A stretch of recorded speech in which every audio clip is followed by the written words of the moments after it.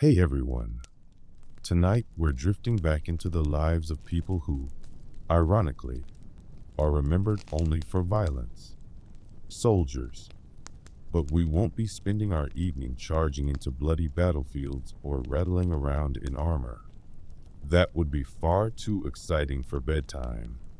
Instead, we're going to explore the question, what did soldiers actually do when they weren't at war? Because here's the thing. In most armies across history, soldiers spent far more time not fighting than fighting. They weren't constantly storming castles or galloping off into glorious destiny.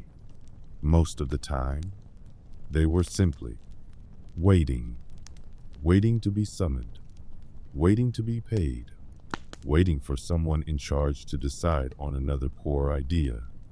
So let's dim the lights, sink back into the pillows, and drift into the slow, uneventful, and occasionally ridiculous world of ancient soldiers at rest. If you were, say, a Roman legionary, you probably pictured yourself joining for a life of honor, blood, and eternal glory. What you got instead was a lifetime of digging ditches. Roman soldiers were professional warriors. Yes, but they were also professional builders. They built roads, they built bridges, they built walls. And when the army stopped anywhere for longer than about 5 minutes, they built camps, which meant endless digging of trenches and pounding of stakes into the ground. You may be imagining muscular men flexing while setting up gleaming tents, but in reality, it was more like several thousand men being forced to put together the world's largest IKEA furniture set. Except instead of a missing screw, the consequence of getting it wrong was possible death in a nighttime ambush. Not exactly inspiring. And once the camp was set up, soldiers were usually put to work doing other construction projects. Roads didn't just appear magically across Europe. The legions built them. They even quarried their own stone, which means that for many Romans, the glory of Rome actually meant crushing rocks under the hot sun, with a supervisor reminding them that their sword arm wasn't going to swing itself. It wasn't only Rome, of course.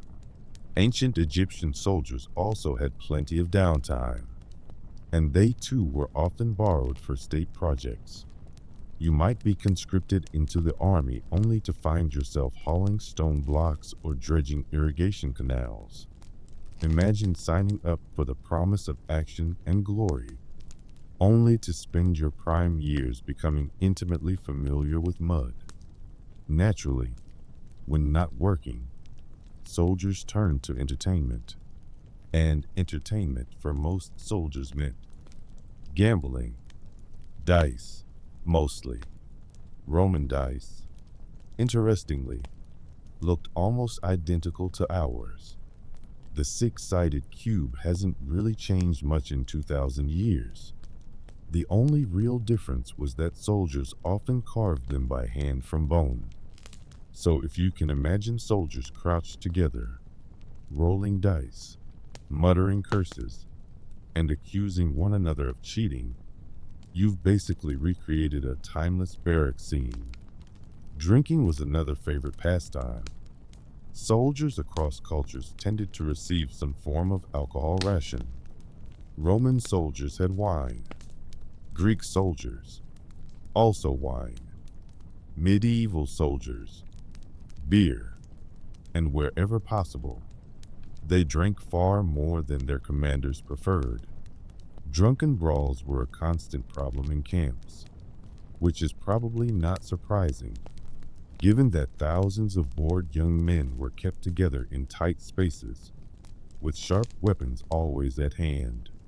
When not drinking, or gambling, or being forced to dig yet another pointless ditch, many soldiers spent their downtime trying to make a little money. Roman soldiers were technically forbidden from running businesses. Naturally, they ignored this. Many took up crafts, leatherwork, blacksmithing, even acting as part-time merchants. Some historians note that soldiers on the frontier became surprisingly skilled at farming their own plots of land. Others, well, let's say that less respectable money-making strategies were also popular. Extortion, looting, and petty theft. Roman commanders complained endlessly about their men harassing civilians, stealing food, or shaking down local merchants, which, of course, they did while off duty, because naturally, the honor of Rome didn't quite pay for a new pair of sandals. But life in the camp wasn't all ditch digging and dice rolling. There were also endless drills. Soldiers had to stay sharp, and commanders were obsessed with discipline. This meant hours of marching in formation, practicing weapon drills, and learning to stab straw dummies with enthusiasm. The Roman military historian Vigetius once bragged that Roman soldiers trained with swords twice as heavy as the ones they actually carried, which sounds impressive, until you realize it basically meant every soldier spent half his life swinging oversized sticks at scarecrows. And then there was the boredom. Boredom is the universal condition of soldiers in history. With nothing to do, men argued, sulked, and invented petty rivalries. Archaeological finds from Hadrian's Wall in Britain include countless little carvings and graffiti made by bored legionaries. Messages like, "Secundus was here," or crude doodles of generals they probably hoped would never find the wall. Sometimes, the boredom became so overwhelming that soldiers created their own little societies within the camp. There are records of drinking clubs, unofficial gambling circles, and even worship groups for minor gods.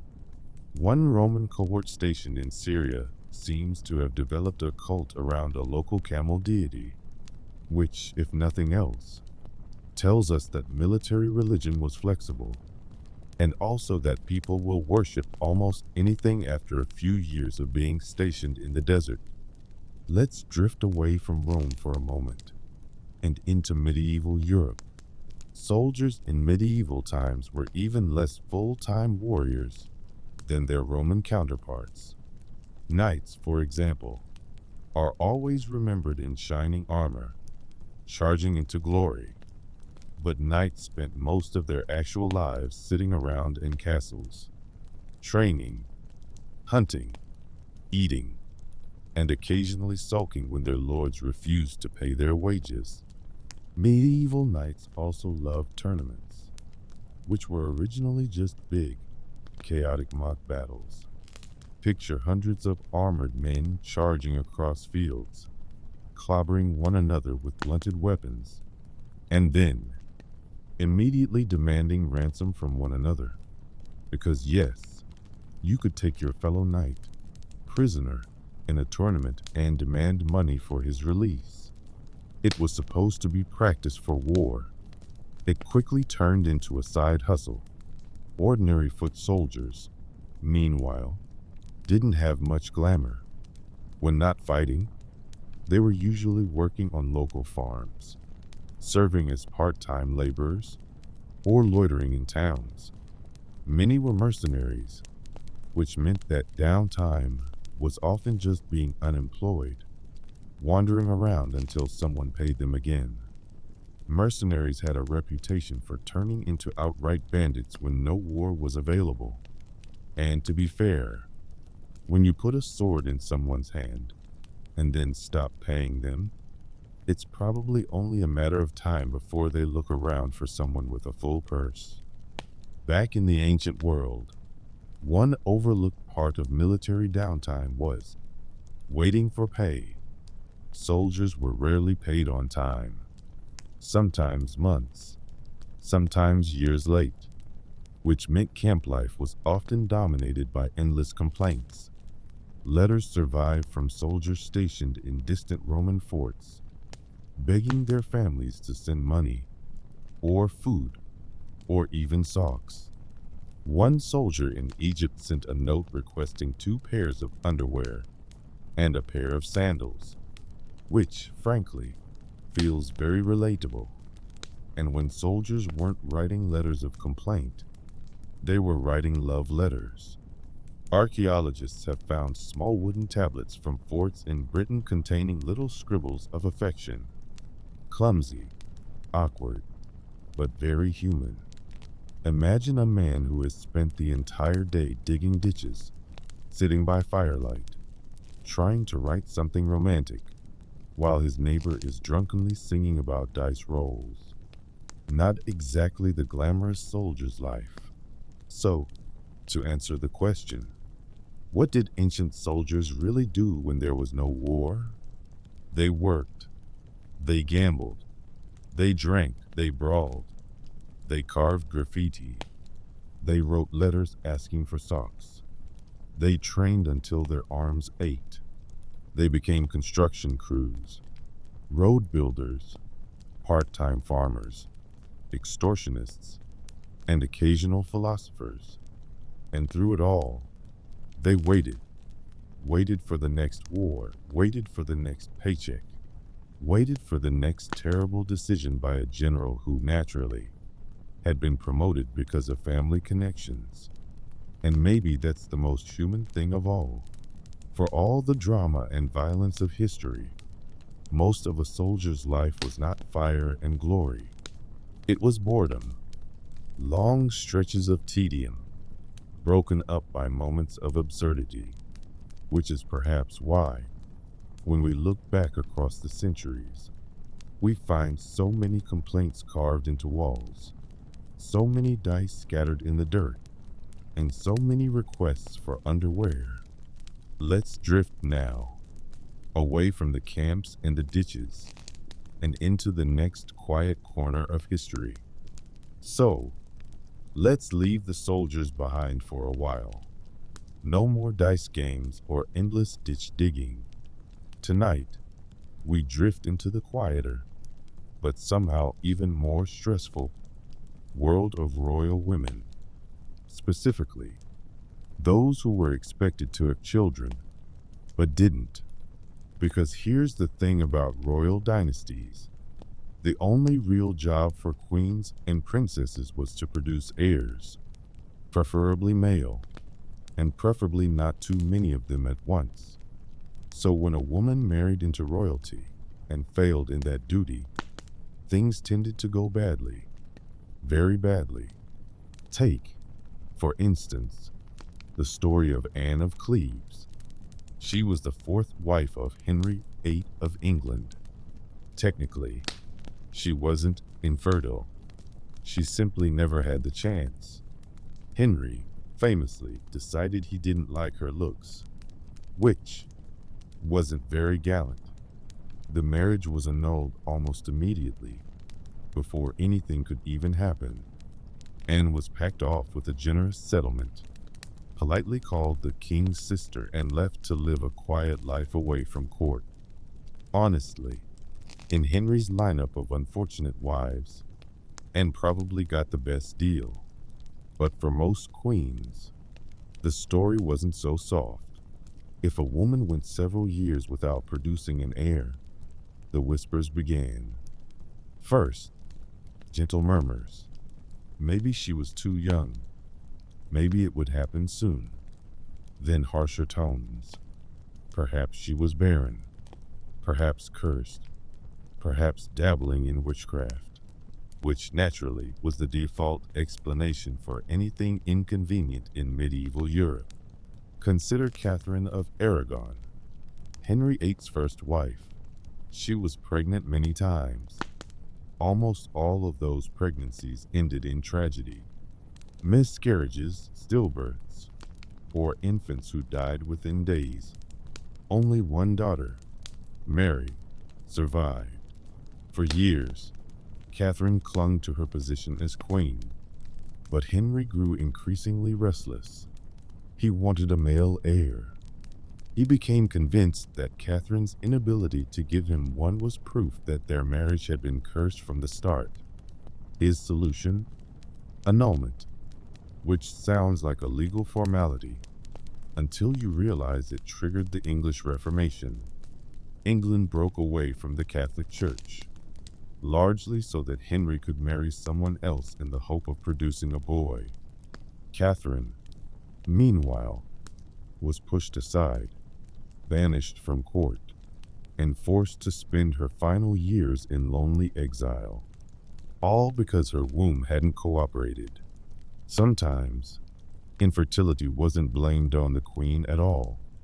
Sometimes it was blamed on the king. But because no one wanted to insult the monarch, the accusation circled back to the queen anyway. A convenient arrangement. For example, in France, whispers occasionally spread that the king was impotent. But rather than risk upsetting him, courtiers would hint that his wife must be somehow defective. Perhaps her body was too cold, or too dry, or simply cursed by God. Medieval medical theory, by the way, was not exactly advanced.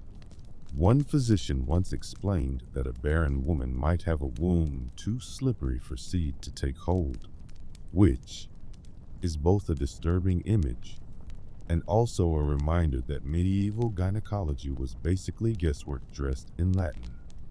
In other cases, a queen's infertility became a political weapon. Rival factions at court used it as an excuse to push her aside and replace her with someone more useful.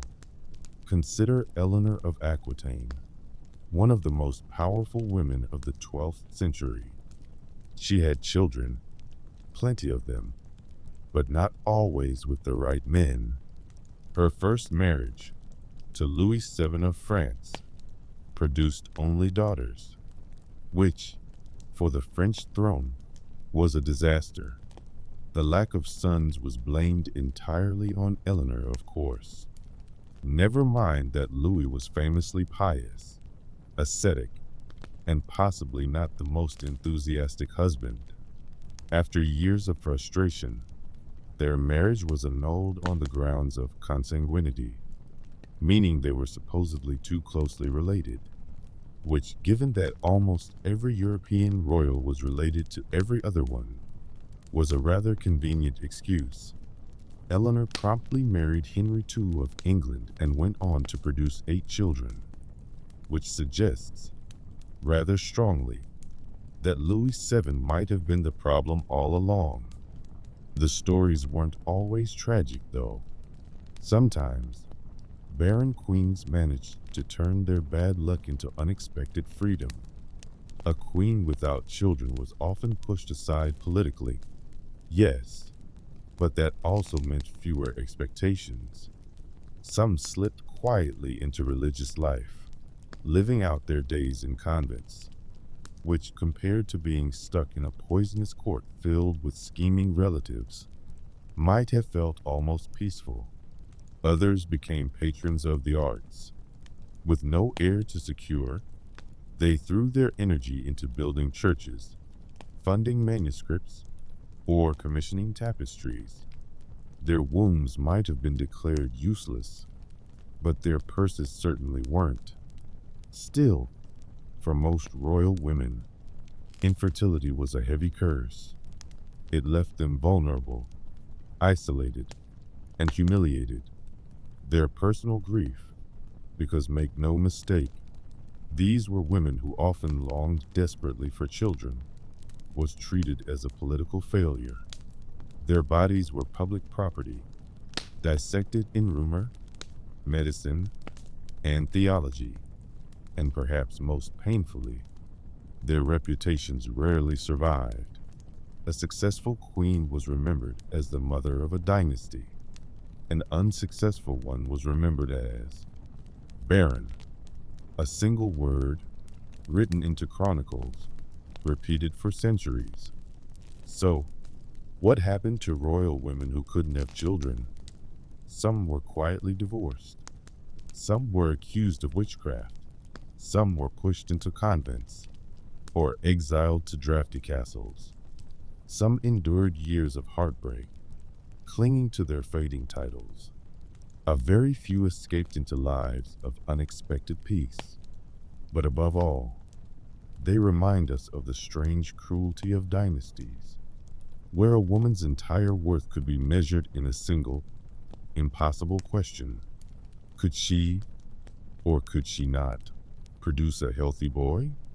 And with that, let's float away from the dim halls of disappointed queens and drift gently toward another corner of history where scandal and absurdity always seem to flourish. So far tonight, we've wandered through the camps of soldiers and the chambers of unlucky queens. Now let's drift into another overlooked corner of history, the lives of executioners. Executioners, of course, are remembered only for the briefest, most dramatic moments of their careers. The axe raised above a condemned neck, the rope being pulled tight, the blade of a sword flashing down. But here's the thing, executions didn't actually happen every day, sometimes not even every month, which meant that executioners had, well, a lot of downtime.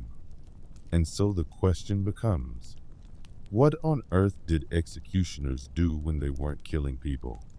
The answer is stranger than you might expect. For one thing, executioners often doubled as medical practitioners. Yes, really. When they weren't lopping off heads, many were surprisingly skilled in healing wounds. They knew how to stitch, how to set broken bones, how to cauterize. After all, spending years dismembering people gives you a certain familiarity with anatomy. In fact, some executioners developed reputations as excellent healers. In Germany, there are records of townspeople secretly visiting the executioner for remedies, ointments, or bloodletting. It was considered shameful to go to him, of course, but sometimes cheaper and sometimes more effective. Imagine the awkward conversation. Ah, yes, you killed my cousin last week, but could you also take a look at this rash? Executioners also had another, less glamorous job disposing of bodies, which, you might imagine, was not especially popular work. After a hanging or beheading, someone had to clean up the mess. Often, that someone was the executioner. Sometimes he was ordered to quarter the body, cut it into pieces, and nail the remains to the city gates. Not exactly a light housekeeping task. When not disposing of criminals, executioners were occasionally asked to deal with stray animals. A dog that bit too many townsfolk, or a bull that became aggressive, might find itself dispatched by the same man who did the hangings. In this way, the executioner became a kind of all-purpose municipal problem solver. If it needed killing, and no one else wanted to do it, the job fell to him. Naturally, all of this made executioners into deeply unpopular people. Most towns treated them as outcasts. They were often forced to live just outside the city walls, in houses marked so everyone knew exactly who resided there.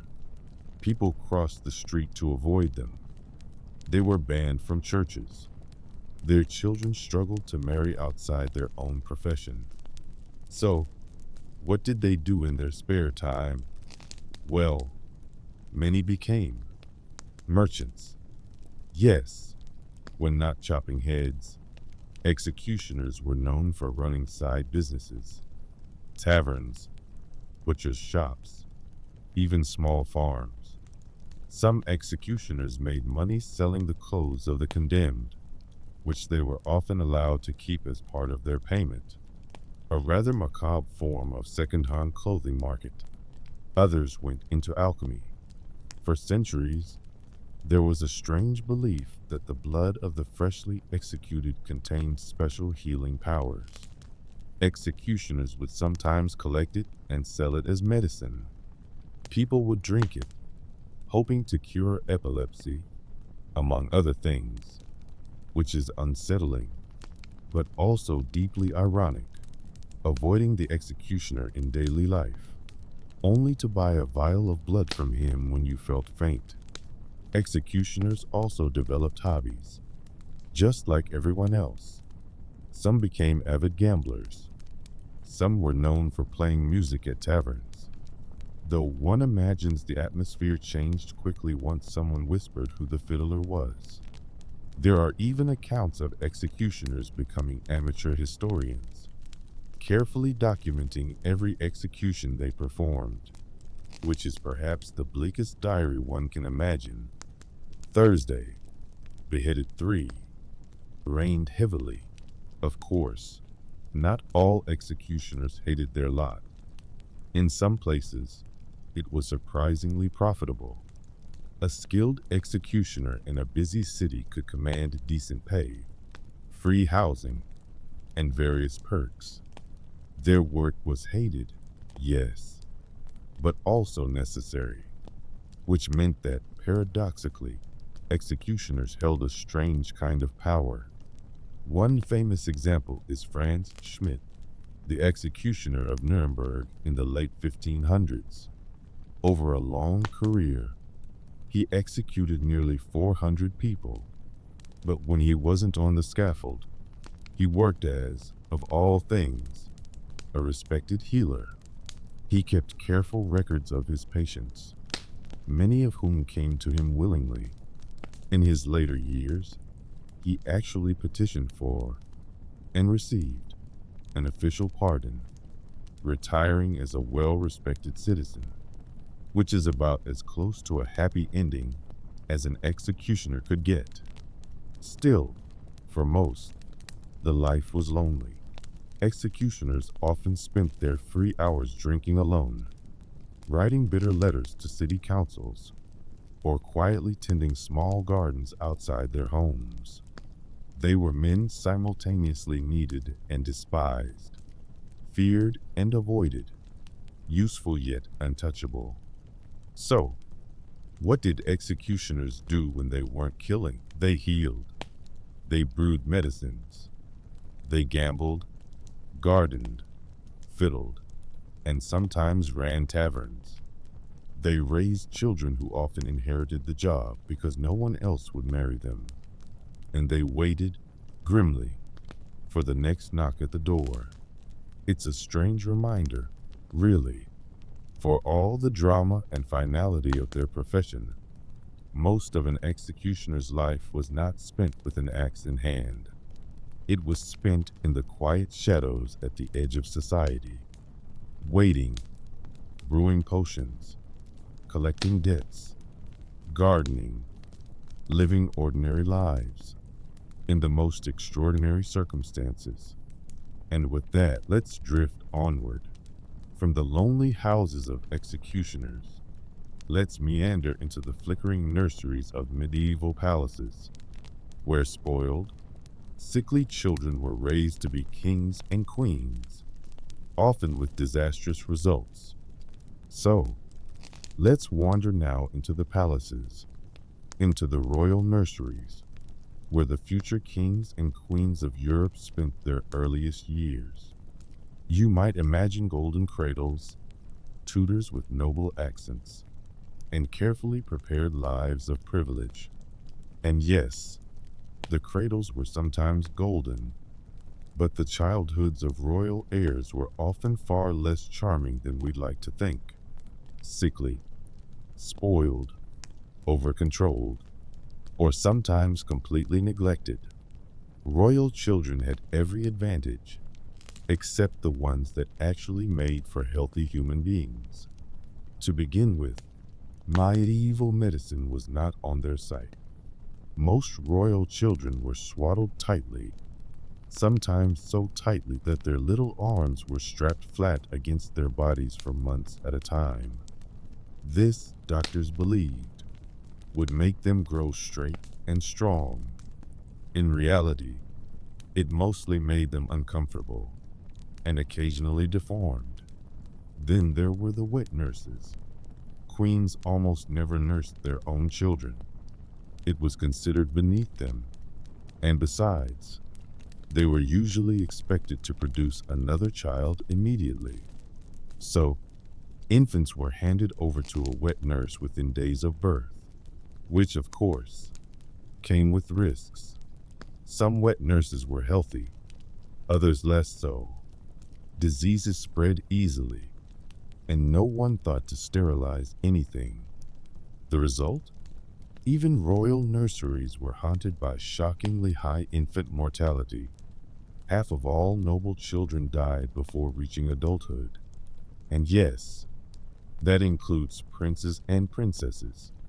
The survivors, meanwhile, were often raised in bizarre isolation.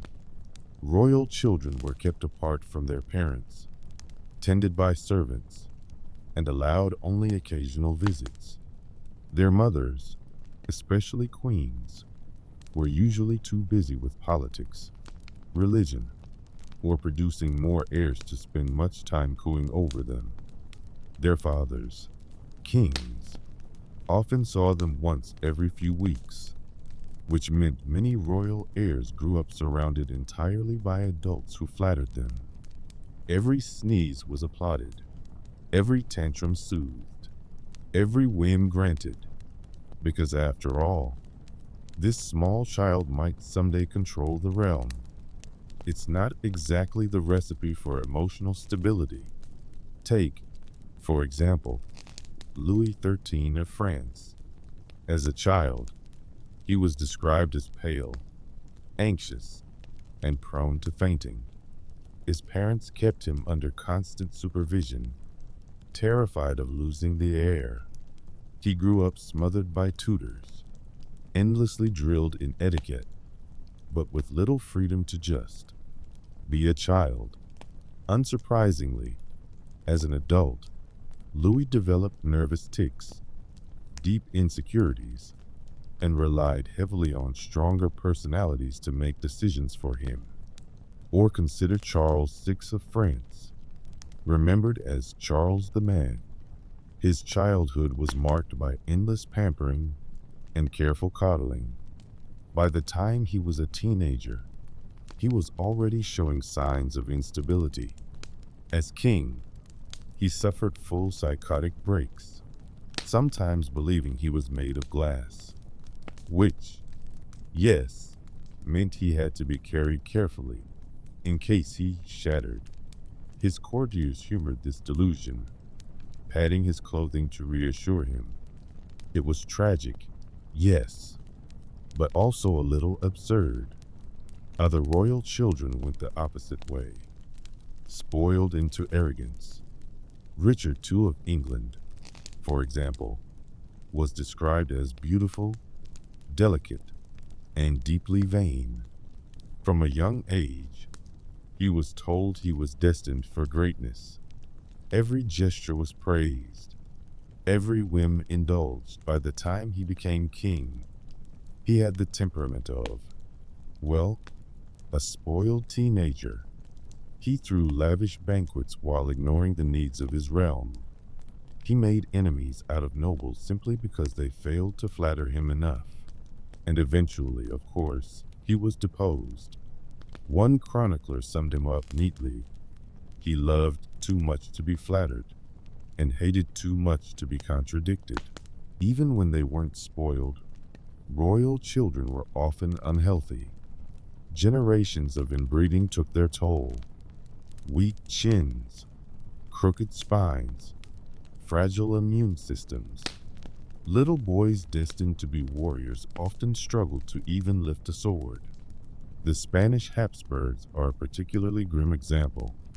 Their famous Habsburg jaw, a grotesquely enlarged lower jaw caused by centuries of cousin marriages, made chewing difficult. Charles II of Spain, born in the 17th century, had such severe deformities that he could barely speak or eat. He was weak, sickly, infertile, and described by one observer as the product of too many generations of inbreeding, which, while cruel, was not entirely inaccurate. His childhood was essentially one long parade of illnesses. He was surrounded by priests, exorcists, and desperate physicians, none of whom could make him healthy or competent. Not all royal childhoods were sad, though. Some were merely strange. Ivan the Terrible, for example, spent his youth in Moscow's Kremlin. After his father died, he was neglected by boyars, powerful nobles who ruled in his name. They abused him, starved him, and even killed his friends. Ivan grew up isolated, fearful, and boiling with resentment. By the time he was a teenager, he was throwing cats and dogs from the Kremlin walls just to watch them fall. This, unsurprisingly, did not lead to a well-balanced adult personality. There's also the issue of education. Royal children were often taught languages, theology, and courtly manners. Mathematics and science? Less so. A surprising number of princes grew up functionally illiterate, their tutors more concerned with making them look regal than teaching them how to govern. Many kings relied heavily on advisors simply because they had never learned the basics of administration. Their main childhood lessons had been how to ride a horse, how to pray, and how to look good in silk. But perhaps the saddest part of royal childhoods was the loneliness. Few had real friends. Other children were either beneath them socially or treated them with terrified deference. Some princes were not even allowed to play with their own siblings for fear of accidents. There are touching little stories of royal boys sneaking out of their nurseries just to find someone, anyone, to play with, even if that someone was a servant's child. So, what was it like to be a royal child in the medieval and early modern world? It was a mixture of luxury and misery. Golden cradles, but cold nurseries. Silks and jewels, but weak bodies. Tutors and flatterers, but no parents. Pampered into vanity, or smothered into nervous collapse. It turns out, being destined to rule often meant never really learning how to live. And with that, let's drift onward, away from the lonely nurseries and toward the grand dining halls, where kings and queens, grown from these fragile children, gathered to eat, and ate very badly indeed.